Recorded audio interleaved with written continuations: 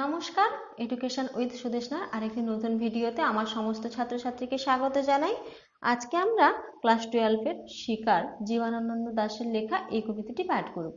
এই কবিতাটি পাঠ করার সময় কবি পরিচিতি, কবিতার উৎস, কবিতার বিষয়বস্তু, কবিতার নামকরণের সার্থকতা এবং কবিতাটির উপসংহার সম্পর্কেও আমরা জানব। এবং কবিতাটির পুঙ্খানুপুঙ্খ লাইন ধরে ধরে তোমাদের সামনে আমরা বিশ্লেষণ করব এবং কঠিন শব্দগুলোর মানে আমরা তোমাদেরকে বলে দেব।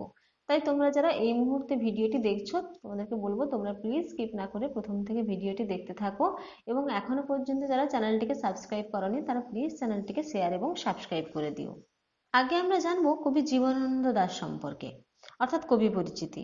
বাংলা সাহিত্যের আধুনিক কালের কবিদের মধ্যে এক অন্যতম অগ্রগণ্য কবি হলেন জীবনানন্দ দাশ, যার জন্ম 1899 খ্রিস্টাব্দে এবং মৃত্যু 1954 খ্রিস্টাব্দে।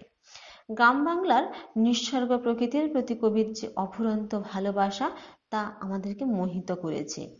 জীবনানন্দ দাশ এমন একজন কবি যিনি তার জীবদ্দশায় যতখানি জনপ্রিয় ছিলেন, মৃত্যুর পর তার থেকে বহুগুণ বেশি জনপ্রিয়তা পেয়েছেন। কবির বিখ্যাত কাব্যগ্রন্থগুলির মধ্যে রয়েছে রূপসী বাংলা, বনলতা সেন, মহাপৃথিবী, বেলা অবেলা কালবেলা প্রভৃতি। তোমাদের পাঠ্য কবিতা শিকার, এই কবিতাটি বনলতা সেন এবং মহাপৃথিবী উভয় কাব্যগ্রন্থেই রয়েছে। কবিতাটির প্রেক্ষাপট সম্বন্ধে একটু জানি। কবিতাটি মূলত দুটি ভাগে বিভক্ত। এক হলো কি ভোরের অপরূপ সৌন্দর্য, আর দ্বিতীয় হলো ভোরের যে মর্মান্তিক দৃশ্য তা কবি এখানে বর্ণনা করেছেন। জীবনানন্দ দাশের শিকার কবিতাটি প্রধানত প্রকৃতির পটভূমিতে এক নির্মম শিকার দৃশ্যের বর্ণনা করে। এই কবিতায় একটি হরিণ শিকারের ঘটনা তুলে ধরা হয়েছে, যা মানব সমাজের নিষ্ঠুরতা এবং প্রকৃতির প্রতি অবজ্ঞা প্রকাশ করে। এছাড়াও এটি জীবনের রহস্য, মৃত্যু এবং একাকিত্বের গভীর অনুভূতি জাগিয়ে তোলে। এবার আমরা তোমাদের এই পাঠ্য কবিতা শিকার এর নামকরণের সার্থকতা বিচার করব। সাহিত্যের নামকরণ কখনো বিষয় কেন্দ্রিক, কখনো চরিত্র কেন্দ্রিক, কখনো বা ব্যঞ্জনাধর্মী হয়ে থাকে। জীবনানন্দ দাশের শিকার কবিতাটির নামকরণ বিষয়বস্তু ছোঁয়া থাকলেও তা যথেষ্ট ব্যঞ্জনাধর্মী। এটি অসাধারণ শান্ত সুন্দর আরণ্যক ভোরের দৃশ্যপট রচনার মধ্য দিয়ে কবিতার সূত্রপাত ঘটেছে। ঘাস ফড়িংয়ের দেহের মতো কোমল নীল রং বিশিষ্ট ভোরের আকাশ টিয়ার পালকের মতো সবুজ গাছগাছালি পরিবেষ্টিত রয়েছে। পাড়াগার বাসর ঘরের লাজুক কোণে বউ, অথবা মিশরের কোনো প্রেমিকার প্রণয়ের নীল মদের গেলাসে রাখা বুকের অলঙ্কারের একখণ্ড মুক্তার মতো একটি তারা আকাশে জ্বলছে। শীতের রাতে উত্তাপ পাবার আশায় দেশোয়ালিরা যে রক্তিম আগুন জ্বেলেছিল প্রভাত কিরণ উত্তাপে সম্পাতে, তা রোগা শালিকের বিবর্ণ ইচ্ছার মতো ফ্যাকাশে হয়ে গেছে। সকালের আলোয় অরণ্যের সবুজ আর আকাশের নীল মিলেমিশে সব যেন একাকার হয়ে গেছে। ঝিলমিল করছে ময়ূরের সবুজ নীল ডানার মতো। চিতাবাঘিনীর হাত থেকে আত্মরক্ষার আতঙ্কিত রাত কাটিয়ে একটি সুন্দর বাদামি হরিণ এমনই সৌন্দর্যময় ভোরে সবুজ খাচ্ছে সবুজ সুগন্ধি ঘাস। সে ক্লান্ত বিহ্বল শরীরটাকে স্রোতের মতো প্রাণ স্ফূর্তিতে পূর্ণ করার জন্য নেমেছিল নদীর তীক্ষ্ণ শীতল জলে। চেয়েছিল আপন সাহসে সাধে সৌন্দর্যে হরিণীদেরকে চমক লাগিয়ে দিতে, কিন্তু অদ্ভুত একটা শব্দের সাথে সুসভ্য মানুষের গোলের আঘাতে প্রাণ দিতে হলো হরিণকে। উজ্জ্বল লাল হরিণের মাংসে আত্মতৃপ্ত হলো টেরিকাটা মানুষগুলোর। এবার আমরা এই কবিতার মূল বিষয়বস্তু বা এর সার সংক্ষেপ সম্বন্ধে আলোচনা করব। জীবনানন্দ দাশের কবিতাকে কবি রবি ঠাকুর বলেছেন যে চিত্ররূপময়। চিত্ররূপময় কথার অর্থ হলো ইমেজ। জীবনানন্দ দাশের কবিতার শৈলী এবং ভাষা এমনই, পড়লে মনে হয় হয়তো কোনো ছবির মতোই বই হাতে নিয়ে দেখছি। এই কবিতায় দুটি ভোরের বর্ণনা আছে। প্রথম ভোরটি প্রকৃতির সৌন্দর্যে পরিপূর্ণ, চারদিকে সবুজের সমারোহ, আর তার মাঝে শান্তিতে আছে প্রান্তিক মানুষের দল। গ্রাম বাংলার ভোর যেমন শান্ত স্নিগ্ধ কোমল, তেমনি এই কবিতার প্রথম ভোরটি। আর দ্বিতীয় ভোরের বর্ণনায় প্রধান চরিত্র একটি বাদামি হরিণ। প্রকৃতির কোলে লালিত অহিংস কোমল স্বভাবের এই প্রাণীটিকে সারা রাত ধরে বেঁচে থাকার জন্য যে লড়াই করতে হয়েছে তারই বর্ণনা। চিতাবাঘিনীর হাত থেকে নিজেকে রক্ষা করার জন্য হরিণটি সুন্দরীর বন থেকে অর্জুনের বনে ঘুরে বেরিয়েছে। চিতাবাঘের হাত থেকে সে উদ্ধার পেয়েছিল, কিন্তু মানুষের লোভ হিংস্রতা থেকে সে রক্ষা পায়নি। অর্থাৎ যে কোনো হিংস্র প্রাণীর থেকেও মানুষ ভয়ঙ্কর। কিছু শহুরে শিকারী নির্মমভাবে হরিণটিকে শিকার করে তার মাংস রান্না করে খেয়ে ঘাসের বিছানায় শুয়ে খোশ মেজাজে আড্ডা জমিয়েছে। এই কবিতার শিকারীরা হরিণটাকে শিকার করে সেই আনন্দ অনুভব করেছে। আবার এই শিকার শুধু একটি হরিণ শিকার নয়, অরণ্য প্রকৃতির শান্তি এবং স্বাভাবিক বনশ্রী যান্ত্রিক সভ্যতার নিষ্ঠুর বর্বরতার শিকার বলে মনে করা হয়। আজকের সমাজের হিংস্রতা চিতাবাঘিনীর চেয়েও তীব্র। আজও আমরা এভাবেই স্বীকার করে চলেছি অরণ্যের শান্তি এবং সৌন্দর্য ও স্বাধীনতাকে। এখানে লুকিয়ে আছে কবিতাটির মূল ভাব। এই কবিতায় নিষ্ঠুরতা ও প্রকৃতির প্রতি অবজ্ঞা রয়েছে, জীবন ও রহস্য মৃত্যু রয়েছে, আর রূপক ও প্রকৃতির অর্থ। অর্থাৎ কবিতাটি শুধুমাত্র একটি শিকারের ঘটনার বর্ণনা নয়, বরং একটি জীবনের বিভিন্ন দিক যেমন প্রেম, ঘৃণা, আশা, হতাশা এবং মানব সমাজের জটিলতা ইত্যাদি রূপক ও প্রতীকী অর্থে প্রকাশ পেয়েছে। শিকার কবিতায় দেখা যায় যে মানব জীবনের গভীর সমস্যা এবং উপলব্ধিকে তুলে ধরা, যা পাঠককে প্রকৃতির সাথে মানুষের সম্পর্ক এবং জীবনের অর্থ নিয়ে নতুন করে ভাবতে উৎসাহিত করে। এবার আমরা মূল কবিতায় আসি। ভোর আকাশের রং ঘাস ফড়িঙে দেহের মতো কোমল নীল, চারিদিকে পেয়ারা এবং নোনার গাছ টিয়ার পালকের মতো সবুজ। বলছেন যে ভোর হয়েছে, আকাশের রং কেমন? ঘাস ফড়িঙের দেহের মতো কোমল নীল। অর্থাৎ ঘাস ফড়িংগুলো যেমন ভাবে উড়ে বেড়ায়, তাদের গা যেমন সতেজ সবুজ থাকে, তেমনই যেন পরিবেশটা রাঙিয়ে গেছে। চারিদিকে পেয়ারা এবং নোনার গাছ টিয়ার পালকের মতো সবুজ। চারিদিকে জঙ্গলে চারিদিকে কি আছে? পেয়ারা গাছ এবং নোনার গাছ, অর্থাৎ আতা জাতীয় এক ধরনের গাছ। সেই গাছগুলি যেন টিয়া পাখির পালকের মতো অর্থাৎ তীব্র সবুজে রাঙিয়ে গেছে। তারা এখনো আকাশে রয়েছে, পাড়াগাঁর বাসর ঘরে সবচেয়ে গোধূলি মোদির মেয়েটির মতো। কিংবা মিশরের মানুষ তার বুকের চেয়ে যে মুক্তা আমার নীল মদের গিলাসে রেখেছিল হাজার হাজার বছর আগে এক রাতে, তেমনি তেমনি একটি তারা আকাশে জ্বলছে এখনো। কবি বলছেন যে একটি তারা এখনো আকাশে আছে।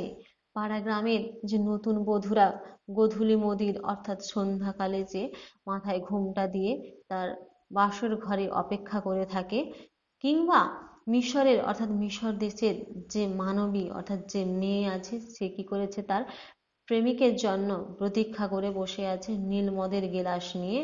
অর্থাৎ দু ধরনের মানুষের বর্ণনা দিয়েছেন, এক হচ্ছে গ্রামের মেয়েরা কেমন হয় এবং শহুরে মেয়েদের জীবনযাপন কেমন হয় তার বর্ণনা দিয়েছেন।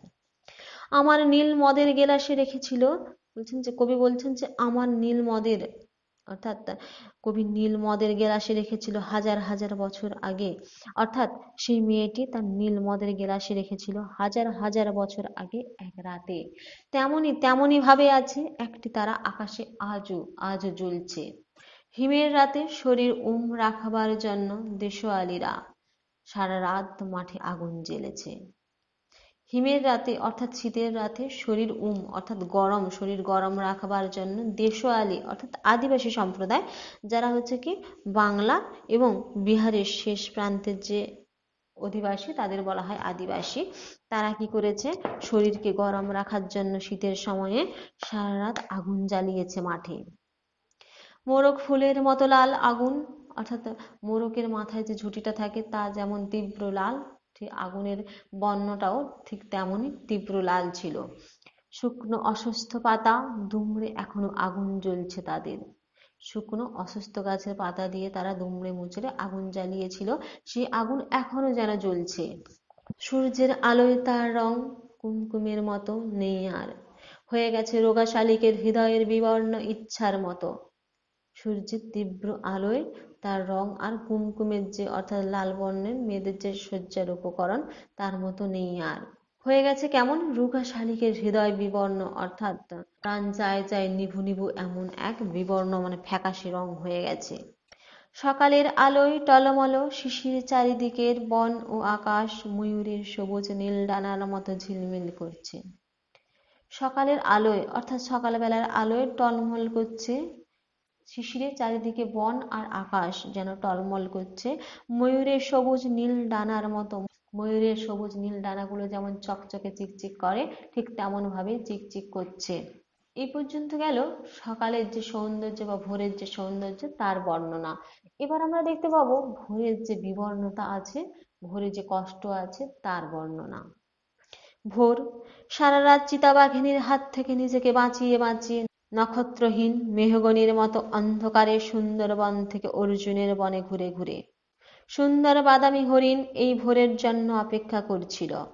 একটি সুন্দর বাদামি রঙের হরিণ সে কি করছে, একটি চিতাবাঘিনীর হিংস্র থাবার হাত থেকে নিজেকে বাঁচানোর জন্য নক্ষত্রহীন অর্থাৎ তখনও আলোর দিশা তখনও পাওয়া যায়নি এমন সময় সে কি করছিল, মেহগনি থেকে অন্ধকারে অর্থাৎ মেহগনির বাগান থেকে অন্ধকারে সে সুন্দরীর বনে গেছে, সেখান থেকে অর্জুনের বনে ঘুরে ঘুরে বেরিয়েছে নিজের জীবনটা বাঁচানোর জন্য।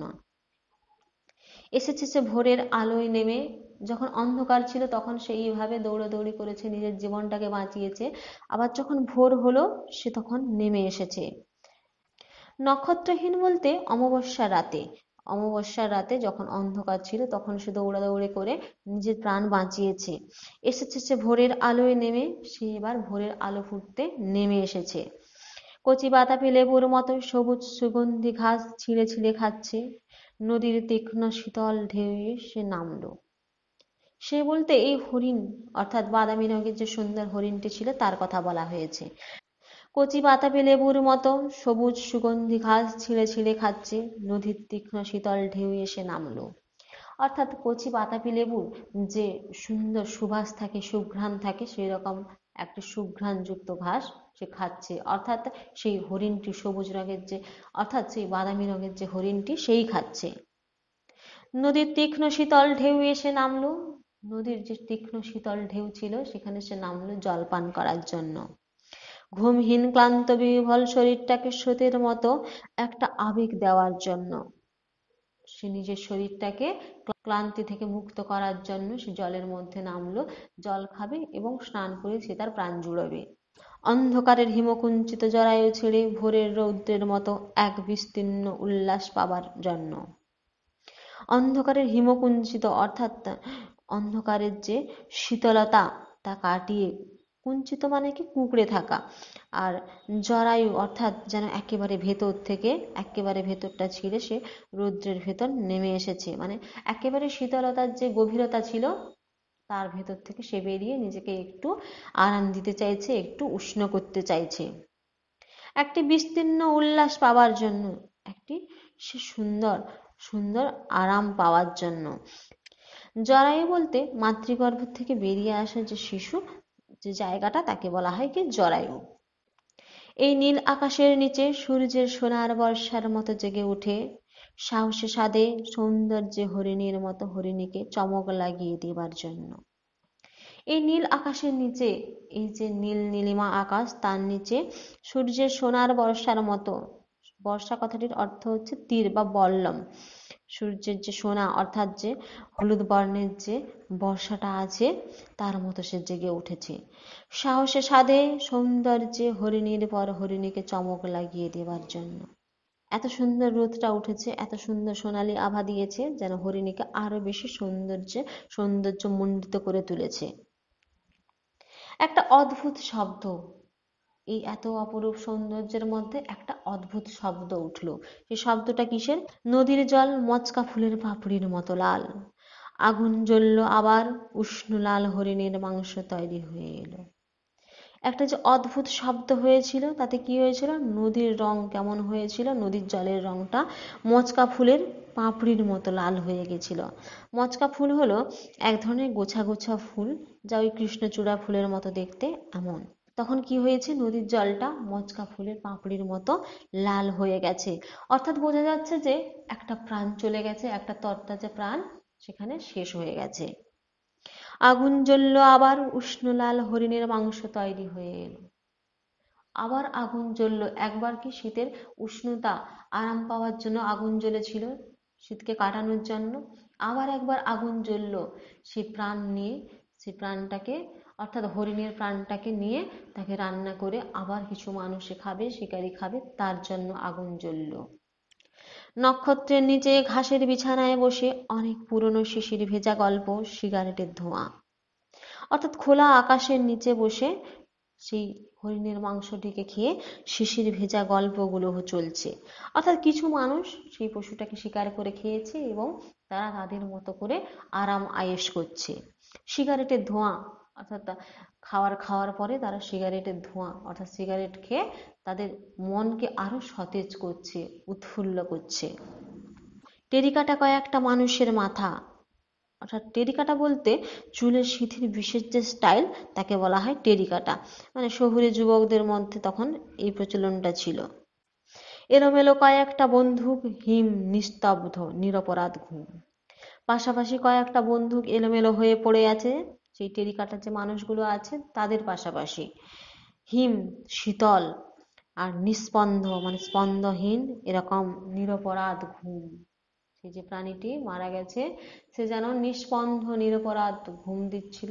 এবং এখানে বলা হচ্ছে যে যে শিকারীরা তার মাংস খেলো তারাও কিন্তু একেবারে নিস্পন্দভাবে ঘুম দিচ্ছে, একেবারে আরাম আয়েশে চলছে, একেবারে আরামে তাদের সময় কাটাচ্ছে। এবং পাশে কয়েকটা বন্দুক এলোমেলো ভাবে পড়ে আছে। তোমাদের এখান থেকে দুটো বেশ ভালো প্রশ্ন আসে। একটা হচ্ছে যে এখানে কোন দেশের কথা বলা হয়েছে? মিশর দেশের কথা বলা হয়েছে। এবং এখানে কোন ঋতুর বর্ণনা করা হয়েছে? শীতের বর্ণনা করা হয়েছে। এবং এই কবিতায় যে দুটো পংক্তির ভাগ আছে, কোনটাতে আনন্দ আছে কোনটাতে দুঃখ আছে, এবং কি নিয়ে দুঃখ ও কি নিয়ে আনন্দ, এই যে পার্থক্যটা রয়েছে এই নিয়ে কিন্তু নানা ধরনের প্রশ্ন তোমাদের আসে। আজকে এই পর্যন্ত। যদি তোমাদের ভালো লাগে তাহলে প্লিজ চ্যানেলটিকে শেয়ার এবং সাবস্ক্রাইব করে দিও।